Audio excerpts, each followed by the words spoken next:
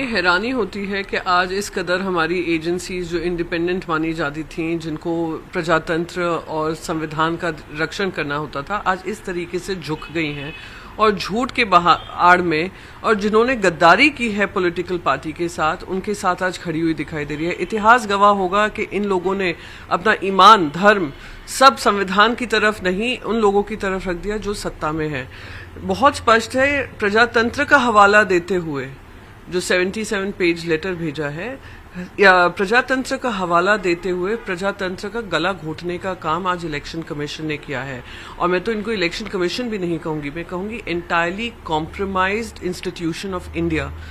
तो जो हुआ है, हम इसको सुप्रीम कोर्ट में, हम माननीय उद्धव बाला साहेब ठाकरे जी ने कहा ही है कि हम सुप्रीम कोर्ट में तो इसको चैलेंज करेंगे ही, पर कहीं ना कहीं इनको भी आत्मचिंतन करना पड़ेगा। आज ये शिवसेना के साथ कर रहे हैं, अगली बार कहीं और किसी और राज्य में हो सकता है। कुछ एमएलए की खरीद फरोख्त कर आप पार्टी का पक्ष और पार्टी का चिन्ह, जो उनका पूरा वजूद है, आप किसी और को दे सकते हैं। ये शर्मनाक है, आत्मचिंतन करने लायक चीज है। पर हम अपनी लड़ाई लड़ते रहेंगे और हम सुप्रीम कोर्ट तक के भी अगर दरवाजे खटखटाने पड़ेंगे, हम दरवाजे खटखटाएंगे।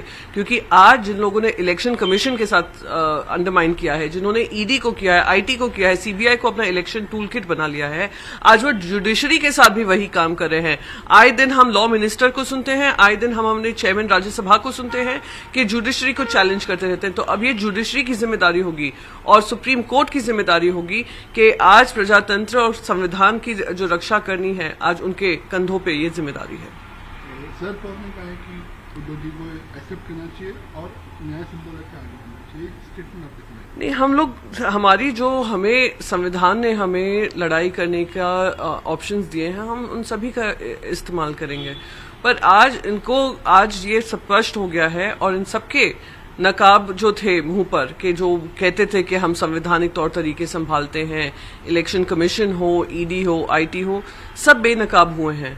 तो हम लोग ये लड़ाई लड़ते रहेंगे। ये लड़ाई सत्य की लड़ाई है, ये लड़ाई ईमानदारी की लड़ाई है, ये लड़ाई उन लोगों के खिलाफ है जिन्होंने पन्नास खोखे खाकर इस तरीके की गद्दारी की है, पार्टी पक्ष से की है, पार्टी पक्ष प्रमुख के साथ की है।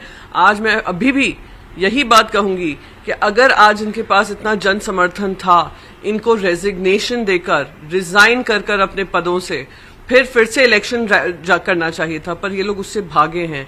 इन लोगों ने ईडी, आईटी, ईसी का इस्तेमाल कर इन लोगों ने जो ये रंग रूप रचाया है, ये उजागर करने की जिम्मेदारी भी हमारी है। आदित्य ठाकरे ने चैलेंज भी किया था, सीएम को किया, आप वंदे मां के लिए, तो ये भी एक चैलेंजिंग, हम देखा भाजपा पॉलिटिक्स में ये चैलेंजिंग वो भी हमने देखा। अरे हम कहते हैं कि आप कहीं नहीं जाकर लड़िए, आप अपने थाने क्षेत्र में ही लड़ लीजिए, लड़कर दिखा दीजिए, जीत कर दिखा दीजिए।